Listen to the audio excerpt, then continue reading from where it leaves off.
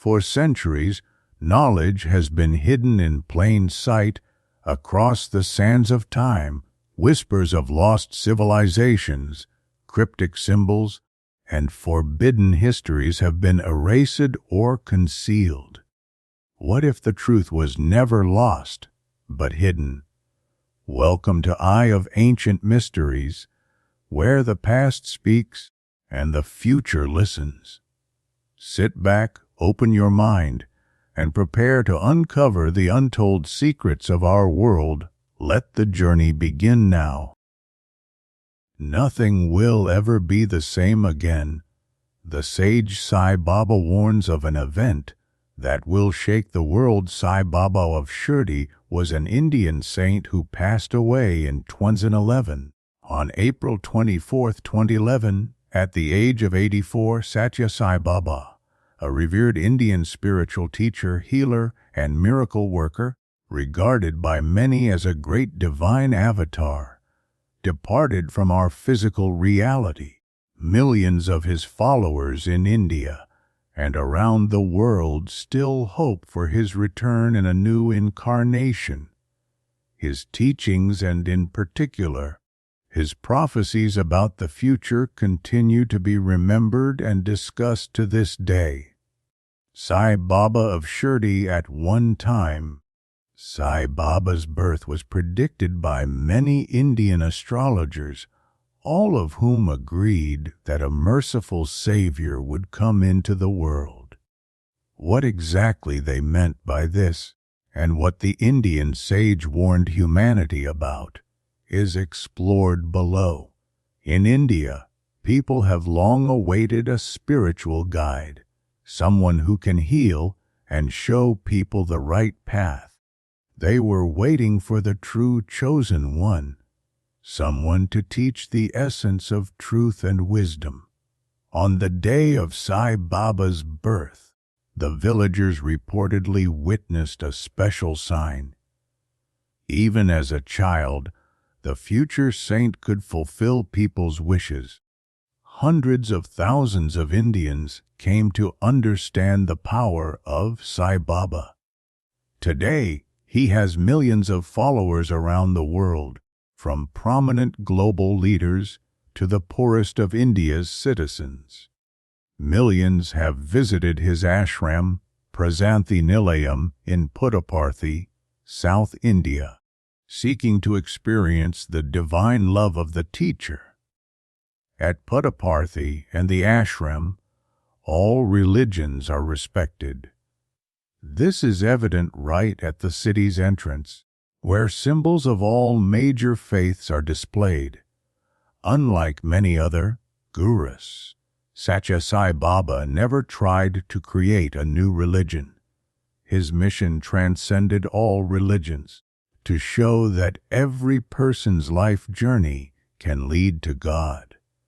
He advised people to keep their own faith and emphasized that anyone can connect with God, regardless of form or tradition, because all forms are one. There is only one religion, the religion of love. There is only one language, the language of the heart. There is only one race, the race of humanity. There is only one God, and He is omnipotent, said Satya Sai Baba.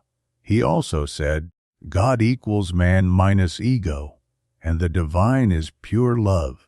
Born on November 23, 1926, in the small village of Puttaparthi, Sai Baba transformed the area into one of the world's most significant spiritual centers. He built modern charitable hospitals, schools, universities, and temples. Miracles and mission. Sai Baba began performing miracles as a child, materializing candies, food, pencils, and other needed items. At 13, after being stung by a scorpion and falling into a coma for 24 hours, he awoke and told his parents that in his past incarnation he was Shirdi Sai Baba, a revered saint and teacher honored by both Muslims and Hindus in the late 19th and early 20th centuries.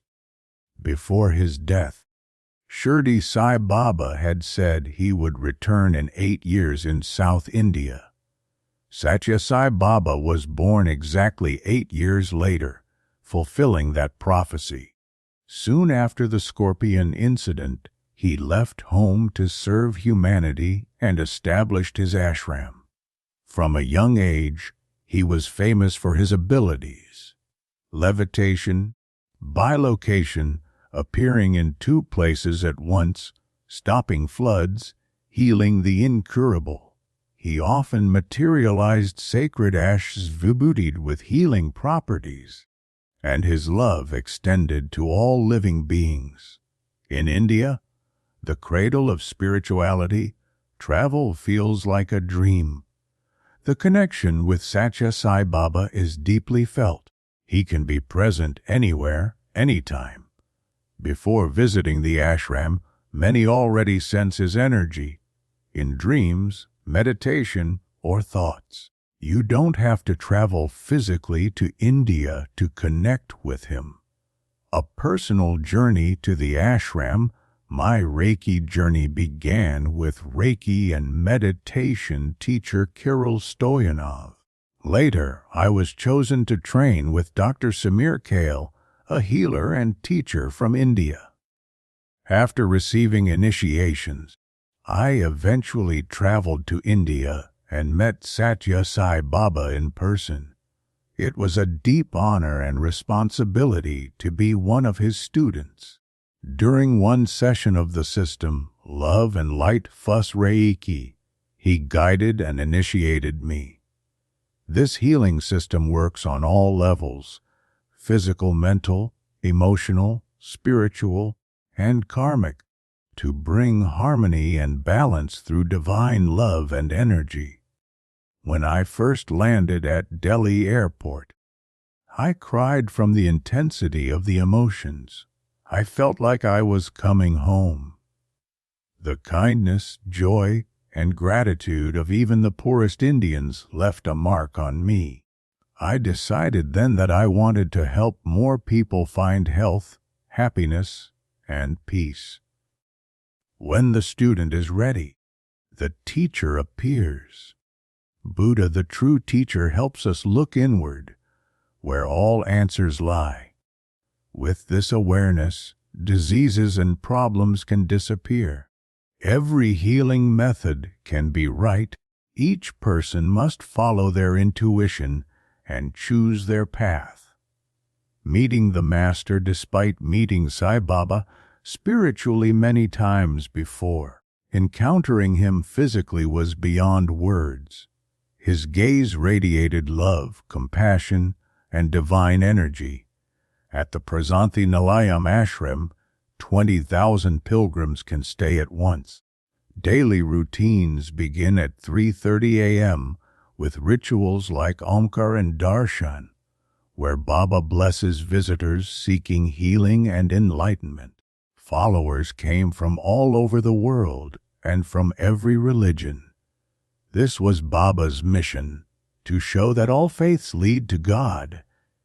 During Darshan, he would appear once before noon and again in the afternoon, though not every day. With so many present, personal contact was determined by lottery. I was incredibly fortunate to be chosen. Men and women were housed and participated separately, except for married couples. Meals were vegetarian, and the complex had music shops, bookstores, and beautifully maintained gardens filled with statues of Hindu and Christian deities. Some people lived at the ashram for months, working in the gardens or in service roles. Life there is inexpensive by Western standards. I met people from around the world who shared miraculous experiences related to Sai Baba. Spiritual transformation and prophecies. Many foreigners visit this sacred place seeking contemplation and spiritual growth. Each person is on their unique path to God. Though I only stayed 5 days, my sense of spiritual awakening was profound. Nearby sites, like Lake Sai, where Baba meditated in his youth, also radiate deep spiritual energy.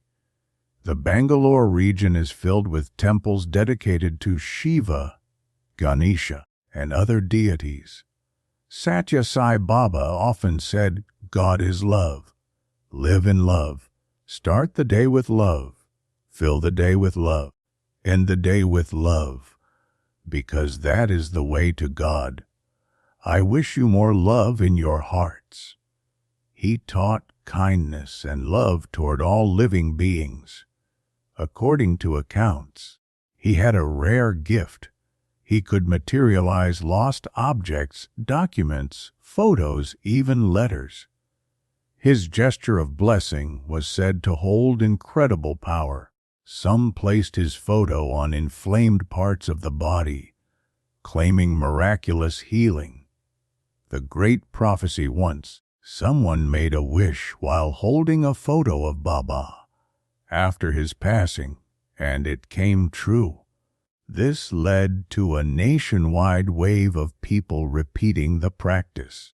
Sai Baba mentored dozens of Indian gurus and was known for his accurate predictions. He once said, "We are born into this world not for our bodies, but for our souls." He stressed the importance of forgiveness and helping others. He warned that the 21st century would be the final cycle for 70% of the world's population. By 2024, the number of natural disasters and anomalies would increase dramatically. Our current world would come to an end, and a new, purified world would be born. Only 30% of people would enter it. He foresaw air temperatures rising to 72 degrees C, 162 degrees F, waters in rivers and lakes becoming boiling hot, and oceans overflowing. Only mountainous regions would remain habitable. People would grow food there. He also predicted forces arriving on Earth that would rob humans of reason, making them easy to control. Massive floods would wash away parts of continents. Some would find refuge in parts of Europe, but even there, clouds of crisis would gather. Shortages of clean water and food would ensue. The world would return to a time similar to when the first maps were drawn and new continents discovered. Cities and countries, as we know them, would drastically change. Before Earth begins to heal, it would be purged of all unnecessary elements. New viruses would emerge, but also new plants and animals. In time, new habitable lands would be discovered. Over time, new habitable territories will begin to emerge. However, people will have to learn how to live in them all over again. A time of mutual support and assistance will begin. People will realize that life can no longer continue as it did before. I wonder what you think about such predictions. Do you believe in them?